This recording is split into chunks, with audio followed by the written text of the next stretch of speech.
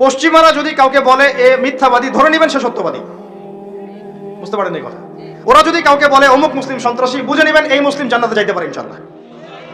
ওরা যদি কোনো মুসলমানকে বলে এরা মৌলবাদী, বুঝবেন এরাই পাক্কা মুসলমান। ওরা যদি কোনো দেশকে বলে এরা মোল্লা, বুঝবেন এরাই পাক্কা মুসলমান। মানে এটা সেই যুগ যে সত্যকে মানুষ মিথ্যা বানাবে আর মিথ্যাকে কি করবে, সত্য বানাবে। এটা কিতাবুল ফিতান পড়েন, বুঝবেন। এদেরকে আমি এইভাবে মানদণ্ডে রেখে দিছি। যদি বলে অমুক খারাপ, বুঝবেন ভালো না, ও ভালো। যদি বলে অমুক শান্তিতে নোবেল পাইছে, বুঝবেন এ বেটা বদের হাড্ডি।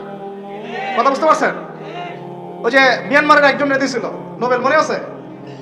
হাজার হাজার মানুষরা মানলো, ওরে দিল শান্তিতে নোবেল। কি বুঝেন নাই? হাজারটা মানুষকে মারার পরে ওকে দিল কিসে নোবেল?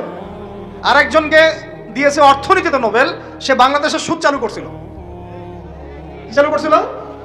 বাংলাদেশের গভর্নমেন্ট আবার এটা বুঝে ফেলছে, বুঝে ওকে আর স্পেস দেয় নাই, আলহামদুলিল্লাহ।